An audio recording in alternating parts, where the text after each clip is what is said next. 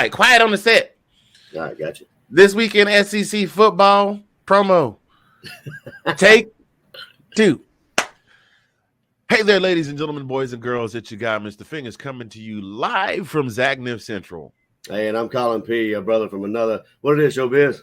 I will tell you what it is, Showbiz. You guys, welcome to this week's edition of This Week in SEC Football. But before we get started, do us a little favor. If you're watching us on the YouTube, go ahead and hit the like and subscribe button if you have not done so already. We appreciate you much. And if you want to be a contributor to the show, a little something to help the cause, right down there in the bottom, in the lower third, in the crawl, rolling across your screen is the address for our Patreon page. We got some great perks for those of you that are contributors and regular viewers of the show, because we appreciate you so very, very much. So, Collin, my man, I think it's time to get this show started. What you say?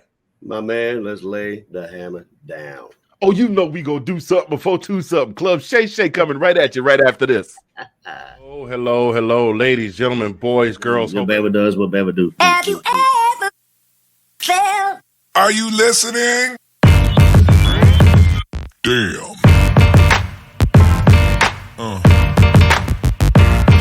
Yeah. Yeah. Yeah.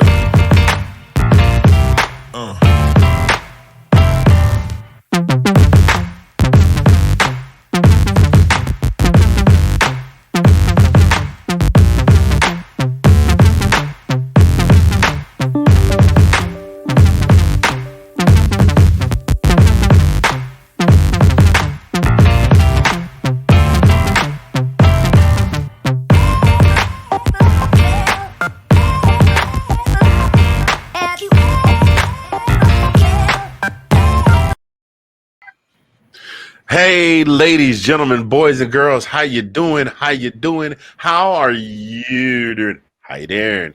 It's good to see each and every one of you. You back there, you over there, you in the corner, you hiding under the desk. Stop it. I told you I only have my shoes polished on Thursdays. Today is Tuesday. I'll see you then. Appreciate you joining one and all for this week's episode. That was a really dumb segue. Don't ask me why I did that. Appreciate y'all joining us for this week's episode of This Week in SEC Football. I, of course, am Mr. Fingaz, coming to you live from Zagnif Central. That fella over there is the brother from another, the sexy mother Hubbard, the ace of the base, in the place, in your face. I am very happy to be here. It's my favorite part of the game. I have recently been placed in charge of garbage. Do you have any that requires disposal?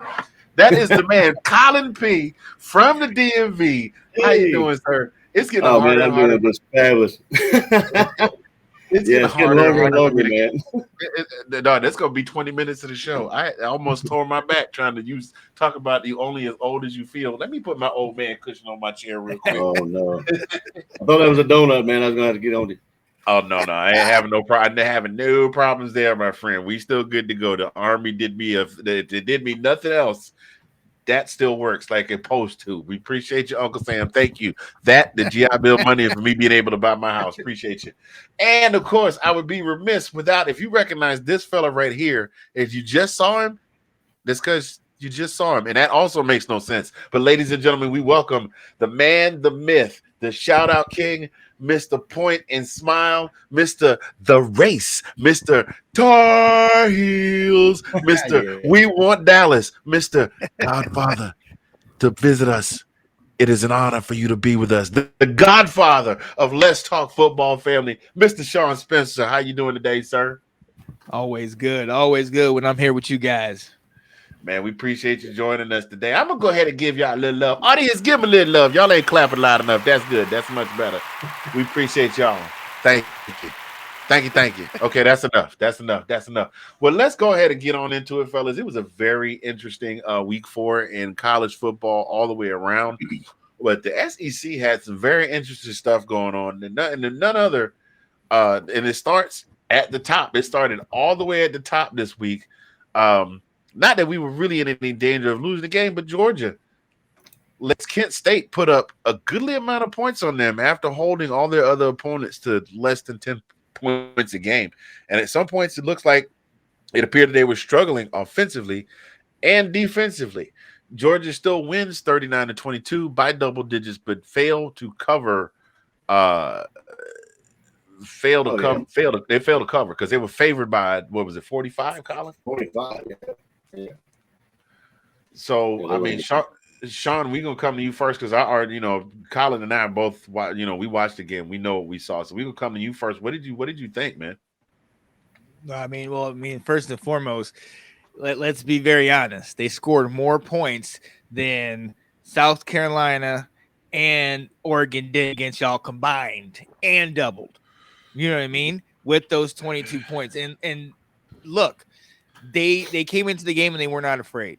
It's surprising because they got hit right in the mouth. You hit that little jet sweep to Bowers early. He takes it 70 yards down the field. 25. And most teams, as we've seen, South Carolina, their fans left the stadium at halftime. So most teams, when you see that thing happen, you will sit there and you'll get a little nervous. But they stayed in the game. 2 early turnovers, the McConkey fumble on the punt, the interception by Stetson Bennett, which was not his fault, in my opinion. I think the receivership needs to come back and help your quarterback. Thank you. That defender made a good play on the ball, but as a receiver, you need to, if the ball's hanging up there, at least you can do is play defense. He just sat there and let the guy catch it and then, just tackle him right there. So that wasn't on Stetson, but I do think that it kind of made you guys a little nervous because none of us had any hope that Kent State was going to do something. I follow the MAC and Kent State, and none of us had any hope that they were going to put up any kind of points. But, they were not afraid, and they came and they kept playing early. At the end of the game, the difference kind of, stretched out. But, hey, shout out to them for doing what they did. But, this is, I think, better for y'all because they weren't a team that you were scared of, but they were ready. I just want to know. I need to get in contact with the commissioner of the MAC conference and find out exactly what flavor of Gatorade they shipped out to their teams because they have been putting in some work. I mean, Bowling Green beat Marshall last week. Mm-hmm. Mm-hmm. You know what I'm saying? Like these MAC teams are, they're not, Sun Belt, and then this week the MAC teams are jumping up and doing stuff. But anyway, I mean, I say that jokingly, but I think, Kirby said after the game, we needed this. And Colin and I said this at the beginning of the season. I think we had you on the show. I could be wrong. My memory runs short sometimes. We said we hope that the boys don't get too full of themselves because they won that national championship. And they came out in the first 3 games real easy. They made it look real easy, a whole lot of pitch and catch. I mean, they made it look like they were playing sandlot ball against Oregon, and Oregon turned around and been mollywops. I think they had just beat the snot out of everybody their last 2 games. So this is what Georgia needed. They needed to know, hey, you can be beaten. You do have weak spots. You've got, there's some cracks that need to be strengthened up because the conference schedule is coming. And that was the last non-con game we have until I forget who. But it's all conference play from here, I think, until we play Georgia Tech at the end of the season. Yeah, I mean, what surprised me the most is, even before the game, at Kirby's press conference when the reporters were telling, they were actually building up Georgia, serving that poison up and, saying how good Georgia is. And, Kirby stopped him right there and said, Kent State, I mean, that's a good football team, and he knows the coach and he basically told him straight up, it's like, we can't afford to look past these guys because, the quarterback, Collin Schlee is not a bad quarterback, and they were moving that ball like it wasn't no thing, and all it took was the 3 turnovers. I mean, that's a lot of turnovers. I mean, you can score off of those, and then you score 3 times. I mean, I think they got a field goal off the first one, but those are uncharacteristic turnovers that we got. McConkey had 2 fumbles. I mean, that's unheard of, and he was shaking for some reason. But I think that was good for him too because he was being touted as one of an important piece of our offense as well, which he was doing good. But all in all, I think this was good. And it came at a time, we didn't lose the game, but it came at the perfect time, in my opinion. Fortunately. Now, here's a question I want to ask. I want to ask both of you. I've noticed in the first game, the first 2 games that they, had Lad McConkey running the ball a lot more and also Lad McConkey's on special teams. And then this past weekend, Brock Bowers was our leading rusher. Do you think that is Kirby trying to open up the bag, or do you think that he's got the boys doing too much? Like, what do you think he's maybe trying to make a push for some of his guys to be in the Heisman consideration, or what? Like, what are your thoughts? I don't think that's in his mind for the Heisman. It may be, but I don't think he's in that kind of frame of mind. But I mean, I think he actually, I think he hasn't shown his hand yet. I mean, like, I don't think he's doing this kind of stuff on purpose per se, but I mean, I don't think he's shown his hand until he gets to the SEC games. I mean, like, I don't think he's going to show what we got. And I think he's just trying things, right now to see what works. Okay. What about you? What? Yeah, I was going to come to you, sir. I think the stats are a little misleading. I mean, to say, I mean, it is, you can definitely say it, and it is true and factual that he is the leading rusher in this game. But let's be honest, most of that was on the one run. You know what I mean? Yeah. And with it being a running back by committee in Georgia, nobody's really going to be that one premier guy. I mean, since what, Gurley? Ever since then, it's been kind of by committee. The different Chubb. Actually, Chubb was Chubb, right? Yeah, Chubb was a premier guy. Yeah, absolutely. So I mean, but for the most part, even last year with Zaire White and all the different running backs, it's more by committee. I honestly think that was just a case of the right play call at the right time. He hit him with that jet sweep, getting Brock Bowers the ball because he's your best athlete. He's by far, in my opinion, the MVP of this team. Like you said, Anthony, you said he was, if you're going to look at the Heisman, he's a little higher. The only detractor, he is a tight end, and tight ends don't get love from big name awards. But I think what Collin was saying was correct. I don't think he's opening up right now. I think that was just there. He can do that. The Georgia players are better than the Kent State players. If you want to go pound for pound, they caught him on a sweep. He had the angle and he just took it to the house. Okay. Yeah, and to your point though. His rushing yardage was 77, so he had only 2 more rushing yards than that 75-yard run. Right. So, and that leads me into my next question. What, like, the running back by committee this year to me has not been as impressive as it has been in years past. Normally at this point, the lead running back has established himself, and nobody has really come out and established himself. Now we do know Kendall was nursing a hamstring 2 weeks ago, and he was questionable. So I don't know if he's still having issues with his hamstring or whatever. But I know we have not seen enough of Branson Robinson, that monster of a freshman. We haven't seen enough of him. But who really impressed me was Deshaun Edwards. Deshaun Edwards came in and he ran hard. He hit the holes hard. He made the cuts. I think that's the guy. I'm thinking that's the guy that they need to go with as their lead running back. I mean, if Kendall's not going to be able to get it done. But of course, Nathan Snell in the comments. Hello, Nate. Thank you for joining the show, sir. Appreciate you. Good game last week, guys. They had a great game. Yeah, they did. They hung in there. They definitely hung in there. They're making big strides. I think as far as your running backs, I think it's a sum of all the parts. You know what I mean? I think they're better in the more they are. You know what I mean? So because it takes pressure off of Stetson Bennett, because now you have a consistent, healthy, fresh running back coming in there getting more yards. And then what that also does is it makes sure those guys aren't, torn up when they get into the league. You look at Sony Michel, who's been bouncing around teams, but he's always really solid where he is. And that's because he wasn't the lone guy when he was in Georgia. So I think that's going to be for Nick Chubb too. Right. And James Cook. Nick is a beast. Chubb's been in the league now, 5 years? Yeah, I think so. Yeah, I think, yeah. And he's still there. I mean, the Browns might not be where they wanted to be, but Chubb has been like a lone shining star in a galaxy full of on a team full of Browns. with Kareem Hunt, who came from the MAC, came from Toledo. Right. You know what I mean? So that shouts out that, and that's the best two-headed combination in the league. So, 100%. Fine talent. 100%. I don't really have. I mean, but to allowing, like you said, if you look at the stats, what you saw on the field, the stats really did not support, so to speak, because Georgia's still I'll just call it, they outstatted Kent State. But again, that thing that I talked about, that arm tackling. You listen, Chris Rodriguez is back this weekend for Kentucky. Okay. Now we're not playing Kentucky this weekend, but you can't play Kentucky and arm tackle. We're playing in Lexington too.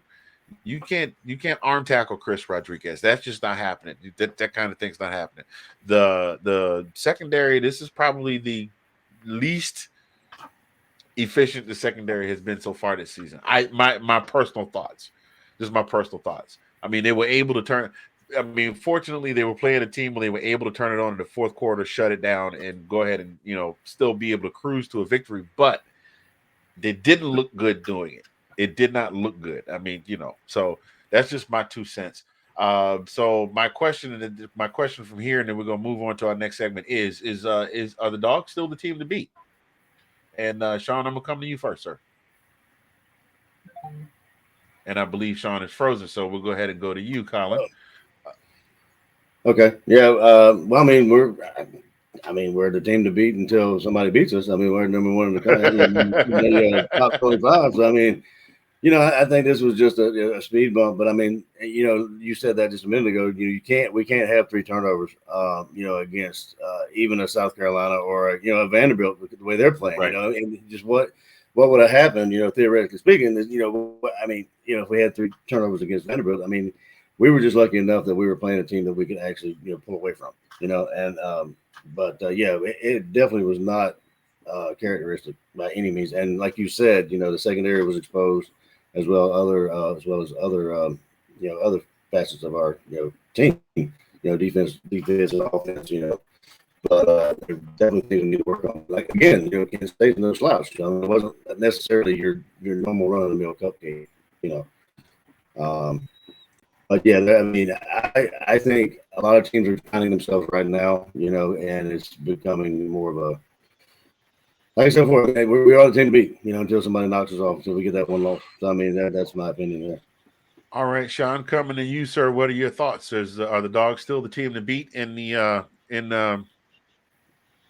conference and in general? I mean, you have to. I mean, you're the national champs.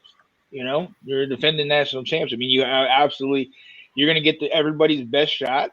I mean, perfect example of Kent State this week, and you got the target on your back. But as a champion, that's what it is. You're a fighting champ.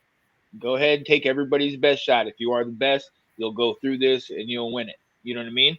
This is a wake-up call this week, but at the end of the day, the way Stetson is playing, Brock Bowers is one of the best players in the country. And the defense is playing pretty alive. They got a little exposed a little bit, but not that much. But I think they'll be fine. I think they're definitely the team to beat. Team everybody's chasing. Okay, so essentially what you're saying is this. Ain't nobody worried about no Georgia.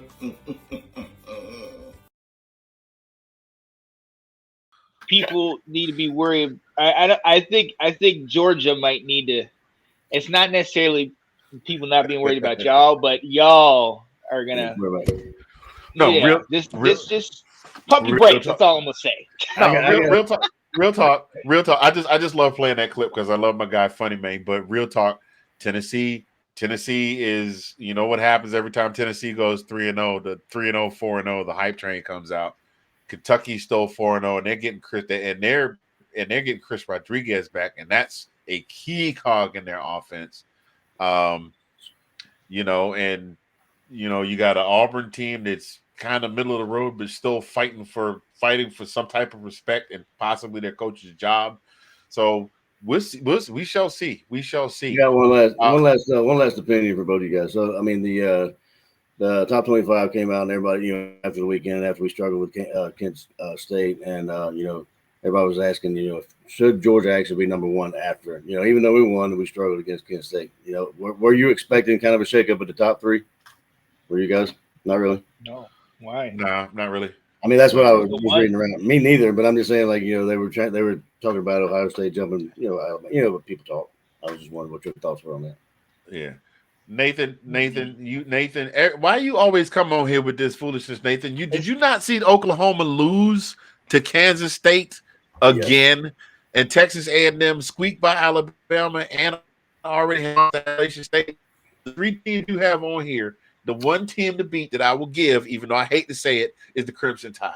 Oklahoma got some ways to go with a new coach, and Jimbo Fisher, we don't know. Anyway, I'm sorry. I didn't mean to step on y'all No, for that. Alabama's not. Yeah, Alabama's not the team to beat because Alabama's not the national championship. Just like with you, Nathan, Michigan would have been the team to beat because they're the Big Ten champion. Now you didn't get it done, but you look good. You look good. Very good. Yeah, I see. I got to defend you on that. See, I see what he's doing in the comments. I got you. Oh, I see what he's doing too, but I'm gonna put him in check. And listen, I'm not listen. I ain't play. I didn't bring my Uno cards down. I don't feel like playing. All right, we gonna go ahead and jump in and give a shout out to our sponsor, our guy, all the way out of Arizona. Check him out. We'll be right back.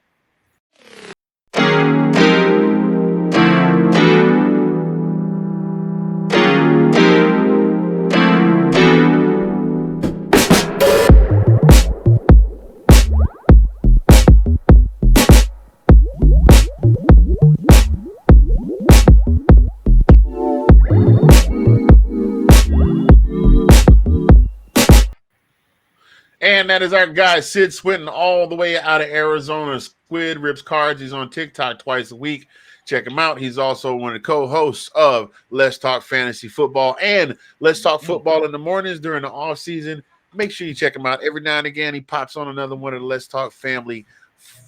I did it again. I've been doing so good for 2 weeks. There's the horn right there. Mr. Fingaz gets the horn for the Flubs. The Let's Talk Football family of shows. So that you hit him up, and he's at Squid Rips Cards on TikTok, at Squid Rips Cards, I believe, also on Twitter, and he also has a Squid Rips Cards Facebook. Check him out today. All right, our next game we're going to talk about is Auburn. Auburn wins, but do they? We know that Auburn, it took an overtime for them to pull this off against Missouri. Now, Missouri's not a slouch, but Missouri's not a team that Auburn, if Auburn is who they're supposed to be, should be struggling with. So let me just give you the rundown real quick, and then I'll hand it over to both of you to get your commentary. After halftime, neither team scored for the rest of regulation. It was a 14-14 tie going into half. Neither team scored a touchdown, a safety, a drop kick, which I think is a drop kick's worth 2 points, if I'm not mistaken. Nothing for all of the rest of regulation. Nathaniel Pete fumbles a potential game-winning touchdown in overtime. Yeah. Both quarterbacks were moderately okay. Robbie Ashford was 12-18 and 127 yards with 0 tutties. I borrowed that from you, Sean. I like that term, the 0 tutties. Tom Brady in the Gronk in the Super Bowl. Right. So, I mean, there were a couple of bright spots. Missouri had Nathaniel Pete at 110 yards rushing. Dominic Lovett had 110 yards receiving. When you got two guys, one receiving, one rushing, both of them are over 100 yards, you think one of them would have a touchdown. Neither of them had a touchdown. So this is where I'm going to hand this over to you guys. What did you think about this game? This was I didn't get to see this one. I did get to watch some of the highlights. But what did you think about this game? And of course, Collin, I'm gonna come to you first. What are your thoughts on this game and Auburn? Do you think that Auburn is halfway decent, or are they just muddling their way through it and lucking their way into these wins? Honestly, I think they're muddling their way through it because I mean, like this game was, like you said, it was 14 points a half, and it's just, I mean, it makes me wonder how that locker room is. I mean, with the coaching situation there. I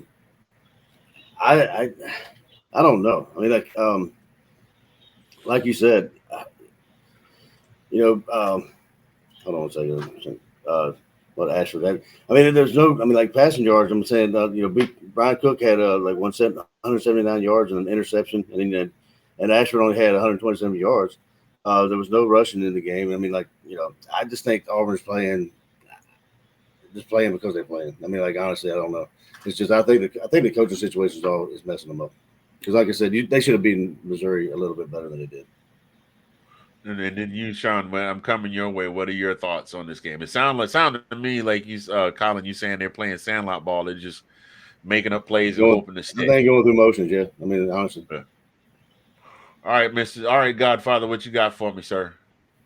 Great game. I watched it. I thought it was a great game. Auburn jumped out to an early lead. They got, you talk about Robbie Ashford. It's his first start of his career.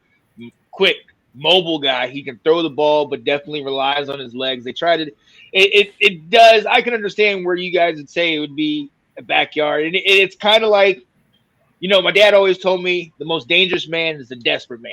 Oh yeah. We can all agree. Bryan Harsin is very desperate, so I think he's pulling out all the stops. You got Ashford coming in here with his first start. Tank Bigsby, he looks like he's running like a man possessed. Early in that game, he was running hard, early and often, always downhill, one cut and go. Like I said, they jumped out to an early lead, but Missouri, hey, they're not backing down. This is an SEC game, so they definitely showed up, came back to tie it up at 14, went to halftime, and the second half was a defensive battle, back and forth. And to your point about the backyard, you got Harsin calling out double passes, you know what I mean, that ended up getting blown up, but then the wide receiver ended up, improvising and making something happen. But they're really just trying. And yeah, it's easy, I think, to say that they dodged a bullet because Nathaniel Pete, after Auburn got the field goal first to put it up 17-14, Nathaniel Pete on that play, I mean, he took it off tackle to the left, and he had a touchdown. Yeah, he had a touchdown. He tried to stick the ball out, and it's just unfortunate that it fumbled. And I feel for the guy. I mean, he had 20 carries. He had over 100 yards. He was balling. He was doing everything he needed to do in this game, but unfortunately, that's just the way the cookie crumbles, and they weren't able to get the job done. But like Delilah said on the show we were on last week, a win is a win is a win is a win. Oh, yeah. And Harsin, he needs a W. He somehow got it done. They might have found their quarterback in Robbie Ashford. He's got some wheels, but we will see. We will see. Harsin, I know, is doing one of these numbers as he potentially survived another week. Yeah. Like Eddie Murphy said, "Who that was close." Yeah, but the thing is, Missouri, it wasn't the first shot they had because they missed the field goal at the end of regulation too. So it's not like they didn't have the opportunity to win. So they had a couple of missed opportunities there, and that's one of the things with any sports competition, but especially in SEC football, you can't afford to miss any opportunities. I'm put this question out here. Nate asked what the question was. I'm gonna put it out for you, Nate. I'll let you answer in the comments because we're gonna move on to our next game. But the question was, did you think that do we think that Bryan Harsin is just kind of throwing stuff against the wall and seeing what sticks, kind of a la backyard, like backyard football? So I'll let you answer that one in the comments. We'll post your answer up in the comments as we move along. Next game. We know that the Volunteers have struggled playing the Gators for the last 17, 18 years. As a matter of fact, they only had one win against the Gators in 17 years. And I think that last one was like 2006 or 7, something like that. Yeah, so 17, 18 years. So it's been a while. No, I'm sorry. It's been recent. It's been more like 4 or 5 years ago, but that was the only one they won since 2005. So but the Gators managed to get it. I'm sorry, the Volunteers. I don't know why the Gators are just on my brain today. What's going on? You haven't said Gators this much and never. You don't ever say the Gators. No, I don't.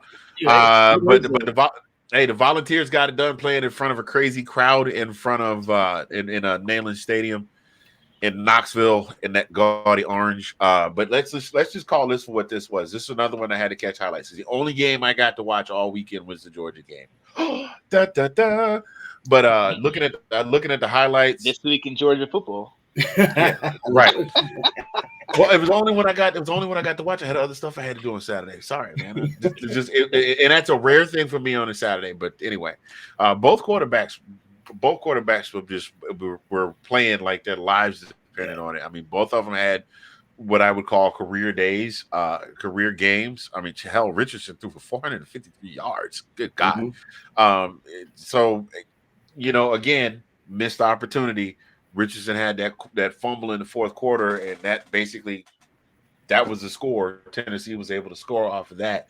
Yeah. But Sean, I'm going to come to you first, sir. So give me your 2 cents plus tax on this.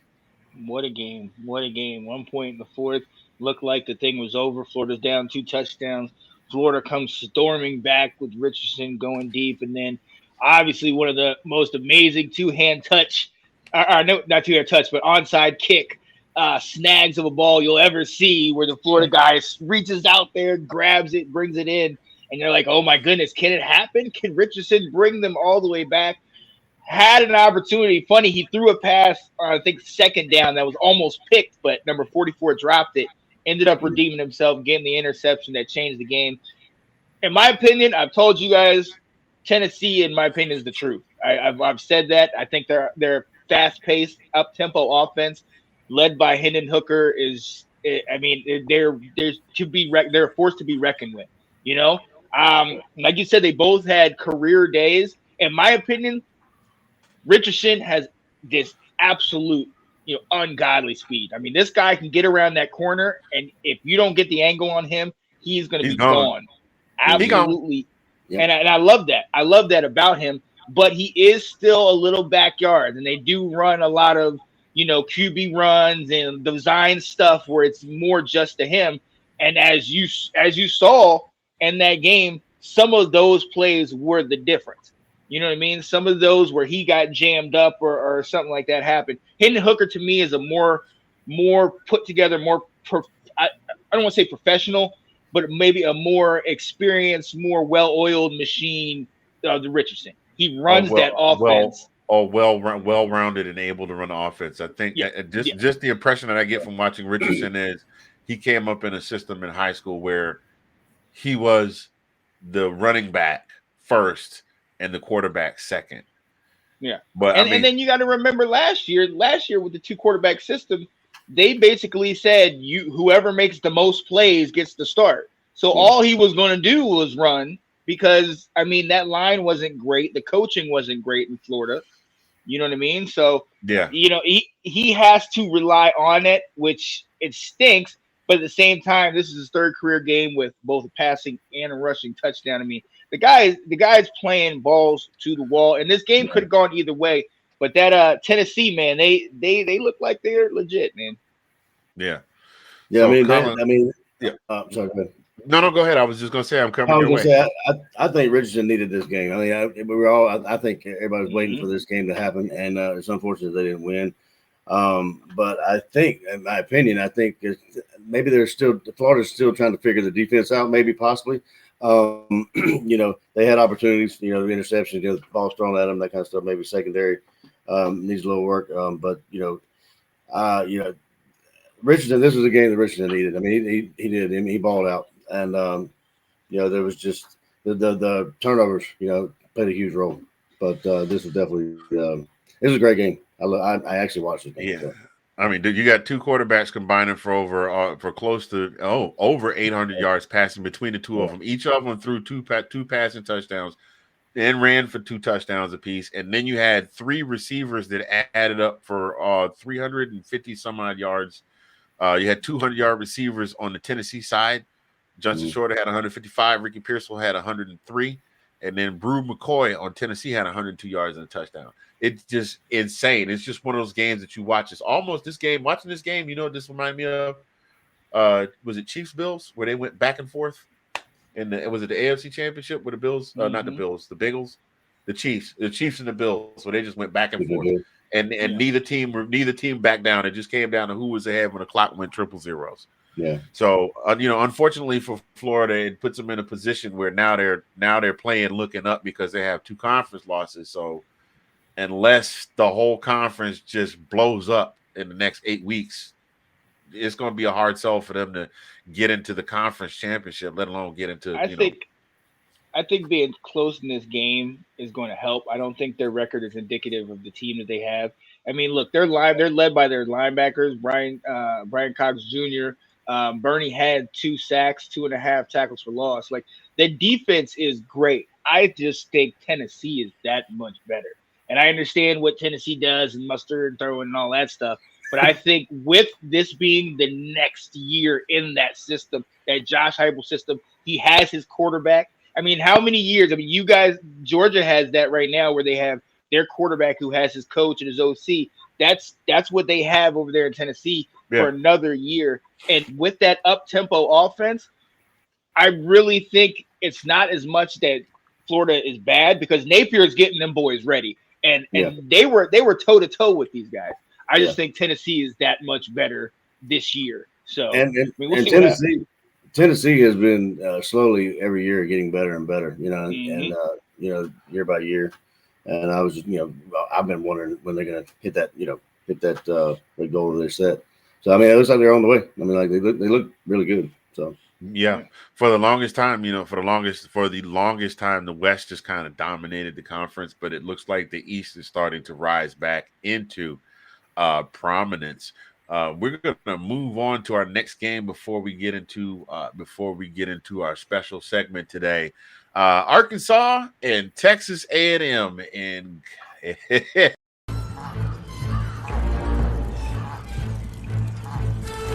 oh boy, talk about a squeaker. You know what I just realized about that clip? It sounds like Debo is passing gas as he is riding his bike. I might have to find another clip to use for squeaker. But Arkansas visits Texas A&M. We know what the final score was, 21-23. Again, Texas A&M with the not putting points on the board, which almost cost them the game. But their defense, again, we said that a couple of weeks ago. The defense came up real big in the second and third quarter, just kept Arkansas off the board. Collin, I'm going to come to you first with your 2 cents on this. Yeah, no, I watched this game too. I liked it. I enjoyed this game too. I like KJ Jefferson. He didn't have a bad game. He had 171 yards and 2 touchdowns. But like you said, it all came down to the end of the game. It was just back and forth. Jimbo. I don't know how this. How do you guys think this is going to affect Jimbo Fisher losing this game? It shouldn't affect him at all. No, Jimbo got the dub. No, he got the W on this one. Arkansas. I'm sorry. Pittman. Sam Pittman. It's gonna be interesting because didn't we? I think you gotta go back and look at the tape, but I don't know. Like Arkansas. I think we picked Arkansas. I think we picked Arkansas to win this game. Yeah. After the App State game, I think we all kind of were like, Arkansas is the Texas A&M we didn't think was doing it. So honestly, and this game started that way. KJ Jefferson ran down the field on them. A couple big splash plays early, and before you know it, it's 14-0. You know what I mean? And they actually had Texas A&M backed up into their own end zone in their own side of the field when my guy A-Chain, the guy who had a great game against Alabama for Texas A&M, breaks off this big 30-some-odd yard run, flips the field, and then all of a sudden you get some momentum. Now all of a sudden you got it's 14-7, and this thing is changing. But still, KJ Jefferson drives down the field, tries to go into the end zone, goes over the top, fumbles the ball that gets returned, and we have a situation like what's the quarterback? Caleb Williams last year, where he takes the ball from the running back and ends up running. That's what this guy does. This guy intercepts it, takes it. He's going to get tackled, hands the ball off to Richardson, comes all the way down the sideline. And by the time you look up, it's 14-14. I mean, this was a barn burner back and forth. You talk about the defenses. They played amazing. And shout out to, we all know about Bumper Pool, man. Shout out to Drew Sanders. 5.5 sacks for Arkansas, tied for first in the country. I mean, I didn't know anything about this guy. You know how much I study up into all that. Out of nowhere. You know I mean? Like they say about Randy Orton. Out of nowhere. Right. But both defenses played out of their mind. But one thing I did notice, and this is going to be something I think is going to rear its ugly head a little bit later in the year. KJ Jefferson went off early. We saw he got over 100 passing, over 100 on the ground. One thing I noticed later in the game, especially in the second half, Texas A&M started running 3-man fronts and just putting everybody deep and saying, beat us with your arm. Exactly. And that started to slow down Arkansas's offense. Now, Arkansas was still gashing them in the middle, but they weren't able to finish it off deep in the red zone. They had an opportunity at the end, weren't able, missed the kick, and I mean, that's all she wrote. I think Jimbo's going to be fine, and this is going to help Jimbo, I think, get them focused because none of us thought, and I know none of the main, analysts and telecasters thought that Arkansas was going to lose this one. You know, Yeah. we So have you to said say, you said he missed the kick. You mean this one right here? I mean, it just looks so pretty, and then bonk.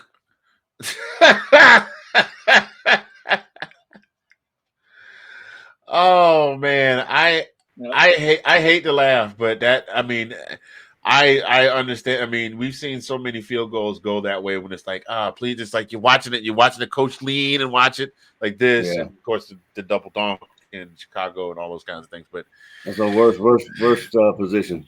You could be the yeah, winner, you could be the loser. That's all on you.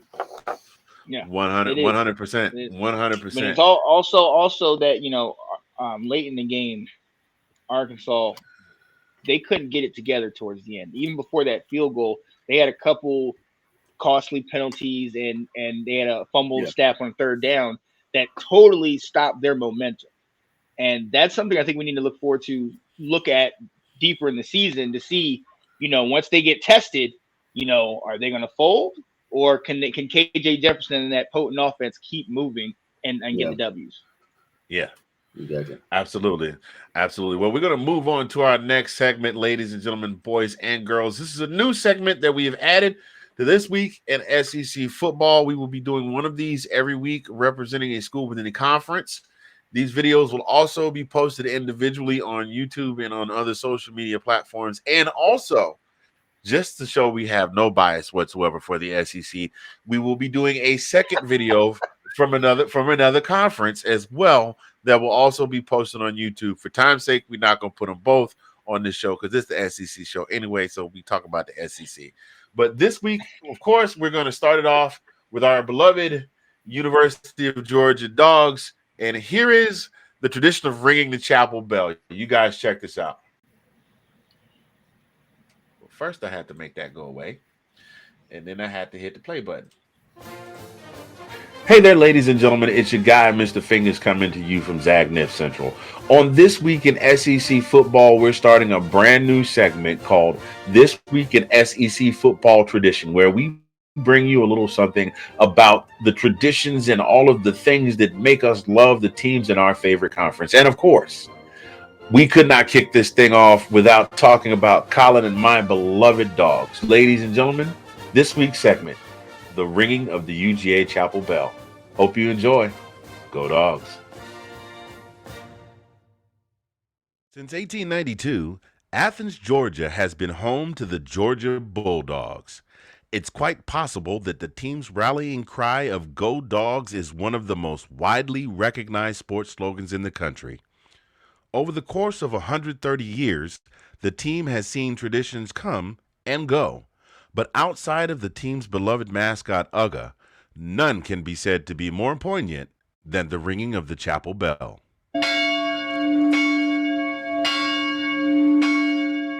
Nestled in the northern portion of campus, within a few paces of the school's famous I'm going to arch. have to say, it looked like this video is frozen too. I'm having problems playing my video today too, Sean. You had problems with yours, and I'm having problems with mine. I don't know what's going on with that. The stream won't let us be great. But you guys can check that video out on YouTube on our Zagnif Productions Zagnif 1 page. We'll figure out how to make this work. It was too big to put in the. Are we all frozen, or is it just me? Okay, there we go. We unfroze. All right. I think we're all unfrozen now. There we go. There we go. Yeah, I was looking at. I was like, "Is that?" I hope it's not like that on the stream. And then I looked, and I was stuck on the screen like this. Right. Okay. I looked over and said, "Oh snap!" It's like, okay. So we're gonna keep it moving. We'll keep it moving. We'll figure out that for the next show. But it's a great video. Check it out on our Zagnif Productions Zagnif 1 YouTube page. Is it on there right now? Yeah, it's up right now. Can you play the YouTube video from YouTube? Let's see. Maybe it'll work better on. I have not figured out how to do that yet from here. I know I have the ability to share a screen, but for some reason with the Mac, there's a big difference between the Mac and the PC. And it's like, you can't do this on Google Chrome. You can't do this on Safari. I'm like, those are the only two browsers I got. So we'll figure it out. We'll figure it out. But it's on the YouTube page. Y'all definitely will check it out. We'll post it on the This Week in SEC page for you guys to check out. So we're gonna go around the rest of the conference. I won't use the name of that other show, but I played the horn and we said around, so you figured it out. Everybody else pretty much handled business the way that we thought they would. Oh Lord, where am I? I lost my place here. Bowling Green went to Starkville and got blown out. I'm not really disappointed in Bowling Green. I wasn't expecting much. They scored a touchdown in the first half, touchdown in the second half. Mississippi State handled business. Sean, you got anything you want to throw in on that? Let me take this thing off of your face here so people can see you. There we go.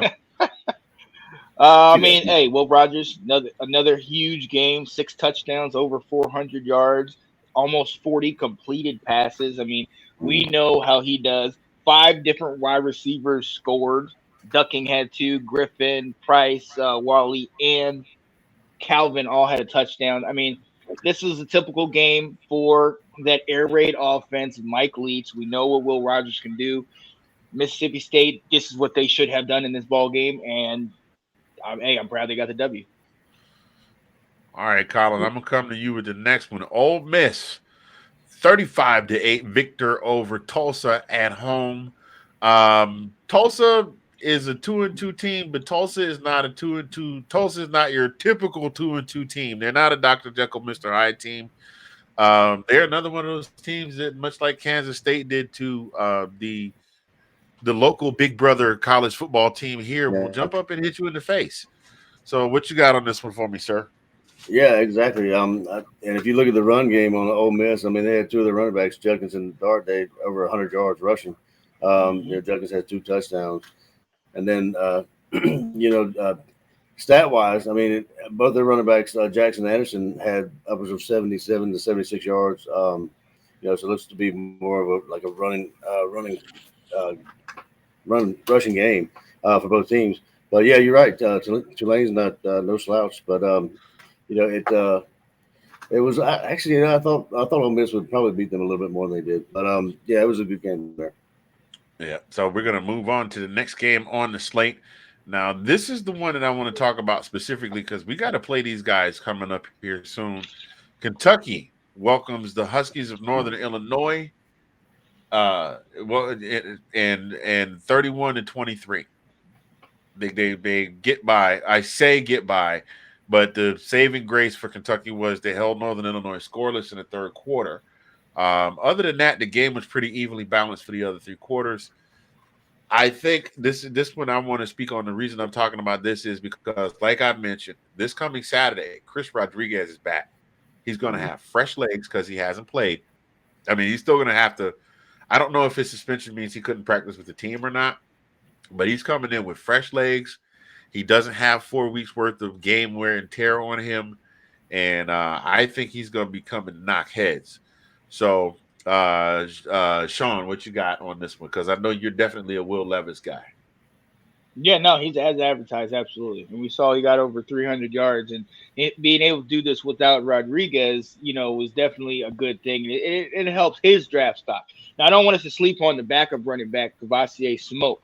Oh, All no. right, when this game was tied early in the game in Northern Illinois, shout out to Nicholas Rosario, the Huskies can play some ball.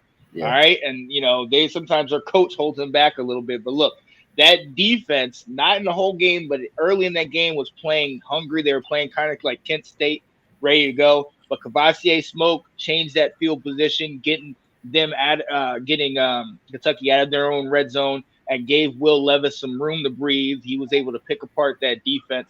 It was 31-14 going into the fourth, and Northern Illinois came back in this game, helped do it, but that defense let them down. Northern Illinois gave up over 300 on the ground, and you can't do that and expect to win. So I'm glad that even without Rodriguez, Kentucky has been still moving the ball on the ground, but they are led unmistakably by Will Levis. He is as advertised, and I'm eager to see what he can do in the coming weeks. Yeah, I couldn't agree more. Yeah, I mean, he got 4 touchdowns, 303 yards. Yeah, just picking that defense apart. Yep. And Collin, I'm gonna come to you with the next one. South Carolina pulls out a win at home. Granted, it's against Charlotte from Conference USA, but they win and they win big, 36 points. Again, we know this is Charlotte, but do you think that this game would be a shot in the arm for South Carolina, give them a little bit of a confidence boost, or do you think when they get back in the conference play, it'll be back to business as usual? It's hard for me to say, but I mean, it's always. I mean, they look good. Of course, it was Charlotte. Maybe this will give them a little bit a shot in the arm, like you said. You maybe a little bit more confidence, but I'm afraid it's going to be more business as usual. Because I mean, I still need Rattler. I mean, Rattler only had 187 yards, against Charlotte, and no touchdowns. But it was led by Lloyd with 169 yards and 3 touchdowns. So it was a running game, but Rattler still needs. I still need to see more from Rattler. Mm-hmm. I do, but are we going to get more from him at this point? We're 4 weeks in. If we're not getting it from him now, when are we going to get it? That's the question. I think he is who we thought he was. I don't exactly. think he was ever that good from the beginning. No, I mean, I think he was falsely advertised. Yeah. Well, Mr. Spencer Godfather, I'm coming to you with the next one. The Tigers seem to be on a roll down in the Bayou. They're 3-1 now, and then this is the team that everybody was like, was Brian Kelly going to be able to make this happen? And he had a couple of big gaffes. He kind of looked like a goof with the false accent and the clowning with the guys on the recruiting trips and things like that. But do you think he's righted the ship, or should we just pump the brakes a little bit because it was the Lobos of New Mexico? So both can be right. Because yes, we need to pump the brakes because this was the daggone Lobos in New Mexico, and look, they're 2-2, but they're not doing too great this year. But at the same time, I mean, going back to that video that you like to play of Brian Kelly, where he says, "Well, maybe we can't play as bad as we have played, but who knows? It's my first game." I think some people like to be coddled and told, "Oh, it's going to be okay," and some people like a swift kick in the rear end and say, "Hey, get off your butt and make it happen." We've seen ever since that first game that they barely lost, we've seen that they have been lights out from here on out, 3-1. I don't know that we picked 3-1 because I think I picked 2-2 at this point. But look, LSU's playing, they're playing together now. Jaden Daniels got out of Arizona State, is over here moving and grooving. Noah Kane from Penn State, almost 100 yards on the ground. So we know what this team can do. We know that they do have talent. But again, pump your brakes. This is New Mexico. So yeah, I couldn't agree more. Yeah. I mean, that is kind of interesting. You mentioned Brian Kelly, how did he actually say that to get a rise out of his team? Say that, it's my first year, can we get in? I mean, I don't know if we can get any worse, but maybe we can, that kind of stuff. That's kind of like, I mean, you're down in your team, well, maybe we need to play better for coach, that kind of stuff. But you never know. Maybe it did. I mean, of course, we do need to pump our brakes for New Mexico, but yeah. And look, I want to also say something. What happened after that first game? Him and his number one receiver split part ways. They've been winning without. Sometimes you need to take a distraction off the team and things change. We know he was a great athlete and a great player, but if he's a distraction, maybe that makes a difference. I don't know. We'll see how it goes down the line, but good start. Yeah, 100%. And now this next one, the last one on the slate, there's not a whole lot to say. We've been saying all season that they're coming back for the revenge tour because they don't like to lose. Now the coach hates losing national championships. They're not the Bama that they were in days past, but they showed up and did what they were supposed to do. And as my illustrious co-host likes to say, your Bama does what Bama do. That's exactly what they did. 55-3 over Vanderbilt. We didn't project Vanderbilt winning this game anyway, but Bryce does what Bryce does. We did project him to be 3-1. We did. We got that far. Yep, we got that far. So good job, Hancock. But they did what they do. They continue to roll on, like the laundry detergent that they are. And so. God, I was just looking at this. South Carolina's also got 2 losses also. So the chips are starting to fall by the side of the road in the East and also in the West. So the herd is starting to thin itself out a little bit. So that's where we are with that. But yeah, we figured Alabama was going to do that, and that's exactly what they did. So there's really no surprises here. There's nothing to evaluate. They did what they always do. So Well, I mean, I thought we got some people that showed out. I mean, number one issue that I think we had about Alabama is that we didn't know who was going to be the next guy to step up at wide receiver, and I think Brooks took that step. Now, oh again, it yeah, was Vandy, and Vandy wasn't, didn't pose much of a threat, but that was an issue that you guys talked about it when the big complaint, they both their wide receivers were out, and they're crying about this. Well, now they're both the wide receivers are in the league.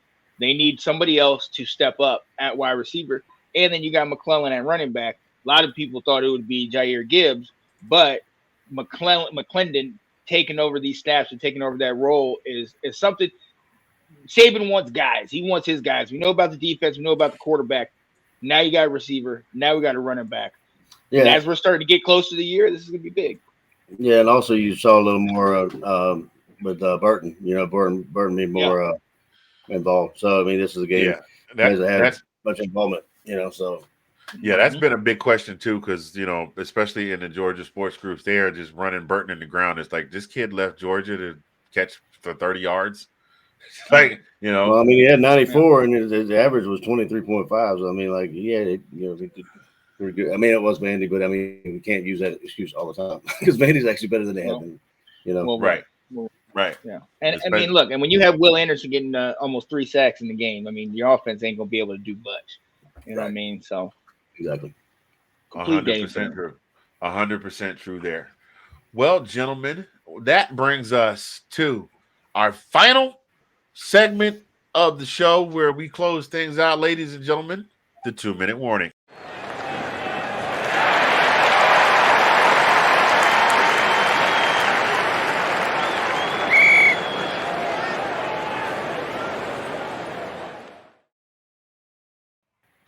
You like that? You like that? You like that? I had to make sure when I did the graphic, I put the This Week in SEC logo over because the NFL, I didn't want nobody coming after me because we don't want to have to owe them none whatsoever. But the 2-minute warning is our final segment of the show, ladies and gentlemen. That's where we share anything that we have on our minds to share with our viewing audience. And Godfather, as our esteemed guest, anytime you come on, we always let you have the first word, sir. End of the day, football is football. You gotta button up this chin strap or squeeze it up or whatever, put the mouthpiece in. And, regardless of what any of the analysts or any people that are potentially in our positions might say, there's nothing that can measure when the whistle blows and the first snap goes and you're going one-on-one. And that's how you see situations like the game where you guys played with Georgia, with us at Notre Dame, with how poor they played this year. And then they came out and showed us that they are still a formidable force with that team. And just now they're 2-2. So you've seen what the Sun Belt's done, App State, all these teams that people are saying, oh, well, good, we'll give you a little pat on the back, but you're not really a contender. They're shutting all of it up this year. And I love that. The MAC coming out and playing. That's what it needs. And it's going to still take a monumental, crazy, dominant win for us to not look at them like UCF or Cincinnati a year ago, or Houston. But pay attention. The transfer portal, the NILs, all these guys going to big name schools and then realizing they're in the 5th best player and everybody that's on the team has been a state All-American. Then they want to go somewhere where they get play time. I think we're going to see the world being shocked a lot this year. And I'm here for all of it. So definitely football's football, guys.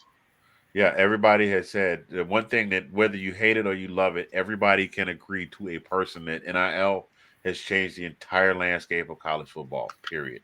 That and the transfer portal. Yep. And that transfer portal, especially got Justin Fields. You know what? A lot of people clowned you when you left, and you might be struggling in Chicago, but 20 years from now, they'll look at you and say that you were a pioneer. I don't know. I mean, look at the SEC. Jackson Dart, the fact that he's dominating all those quarterbacks in the SEC, and he is one of those that's under the radar. The fact that he's dominating the way he is, man, the transfer portal helps people. JT Daniels, Slovis in that first game. Like this is what it's all about, and I'm here Oh, for it. I love it. 100%. 100%. Well, Collin, what do you What's have up? for us for the 2-minute warning, sir? Man, I was just I was going to add on to what Sean said. I think a lot of these cupcake are normally labeled cupcake games are going to kind of slowly fall to the wayside, like you said. With the NIL and the transfer portal to get that talent they've been longing for so long. These guys have been able to shine and make a name for themselves and be known. Have their name known. But yeah, I'm just excited. It's getting in the middle of or approaching the middle of the season. We're going to get into the meat of the schedule and get to see some exciting games. Hopefully not too exciting, but some exciting games. But I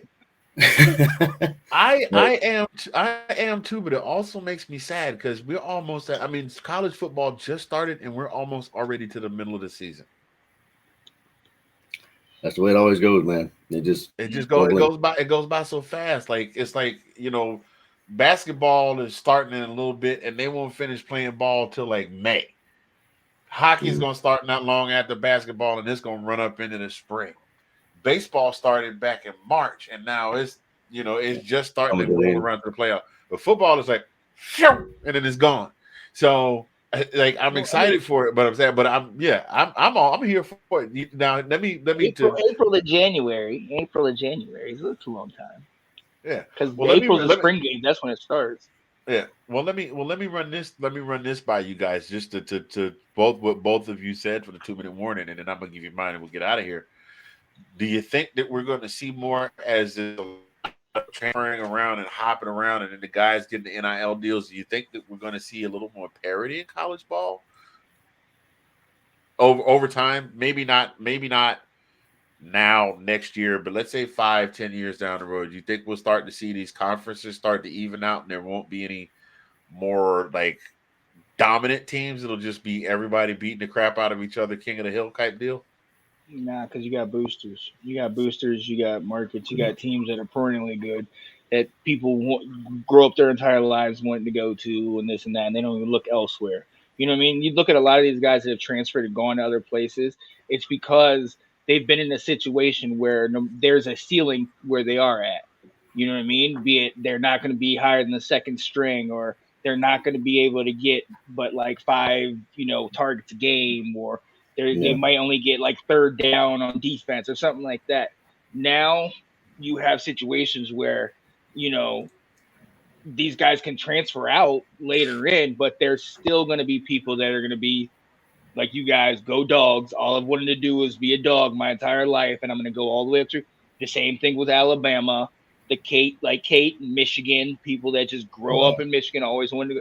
They're always going to want to go to those places. Now, do they stay there all 4 years? Yeah, that's where everything is going to get, wishy-washy. But as long as you have a Saban, Kirby Smart, you know what I mean? These coaches that are staying here, Jimbo, that are staying here at their locations and making a difference and bringing people and having people wanting to come, they're gonna those top tier places are gonna continue to be top tier.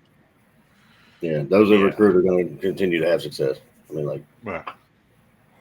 Okay. I mean, I just wanted to throw that out there because I know a lot of fans of the teams would be pissed off if all the teams wound up having 2 or 3 losses or something like that, just because they're so evenly balanced, they're beating the crap out of each other. But I don't know. I mean, sometimes I think to myself that would be pretty cool to have everybody have like 2-3 losses, and then they come down and do all the calculations, and whoever gets to go to the playoff goes, and just like, you know what I mean? Like, it would. Don't get me wrong. If I'm playing ball and I run the table and we win, yeah, we won. But if I got if I got 2 or 3 losses and I had to dig and scratch and fight and kick and take my fingers up and all kinds of crazy stuff to be able to keep playing, and I'm being held together with spit and duct tape and Gorilla Glue, and then at the end of the game, at the end of the season, I got the trophy. I think that's one of those things that means more to me. Sounds a lot like NFL in my opinion. Great. Yeah. Sounds great. Yeah, it sounds like NFL, right? It sounds great, but you got other fans that are trying to fire the coach and get rid of the quarterback after you win a national championship. So That's right. there's That's going to be right. a lot of fans that are not for that. There's a reason why you go to the Alabamas and the Georgias, because you want to play 3 or 4 cupcakes in the beginning of the year and stomp them, and then get into the big time play. Like some fans are. I'm like you. I want to let's go 9-3 and gut it through, and we fought our way to the national championship. But a lot of fans are not like us. They're like, oh, we're supposed to win 10 games at minimum each year. Yeah, that seems to be realistic. That's not realistic. But losing to K-State this past weekend. Oh yeah. Like they want his head on a platter. He's a first-year coach, and they want his head on a platter for losing to K-State. So, anyway, my 2-minute warning is, since I gave y'all, I let y'all have more of the floor.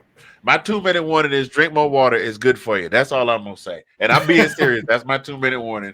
It's good for you.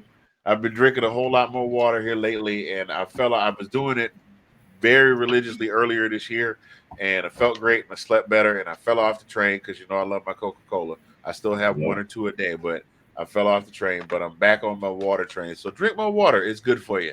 And that's going to do it for us, ladies and gentlemen, boys and girls, for this evening, this edition. Thank you so much for tuning in. Those of you that hung with us through the whole show, those of you that tuned in, Nate and Kate, thank y'all for stopping through. We appreciate you. Sean, why don't you, since we're at the end of the show, let everybody know where you're going to be tomorrow. Tomorrow is going to be Washington Football Weekly at 8. Have not confirmed. That's talk to Alex. Potentially do college football update, recapping all the games around the league, and kind of looking into the Heisman race, to some of the coaches that have been fired, a la Herm Edwards, and how he was unceremoniously let go in the end zone. That was crazy. Georgia Tech fired their coach also. Yeah, Jeff Collins, and Scott Frost, obviously, and then Harsin, kind of asking the same questions you guys ask. So yeah, that's what That's what we got going on tomorrow. All right, and well, thank you, sir, for joining us. We appreciate you. Collin, where you and I we'll be back at some point this week to lead into the games of the week for this week.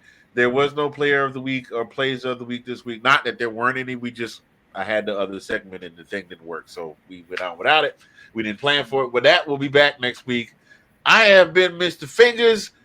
That is my guy, Collin P. from the DMV. And on behalf of the Godfather, right there, Mr. Sean Spencer, we appreciate each and every one of you for watching us this evening. We will be back. We'll see you later on this week. Take care and go Dogs. Go Dogs. Tar Heels. There you go. I was going to say, I was waiting for it. Every other show you on, we keep cutting you off because we don't think you're going to say it. Then we give you the opportunity, and now you're just going to sit there. Now we gone. Bye.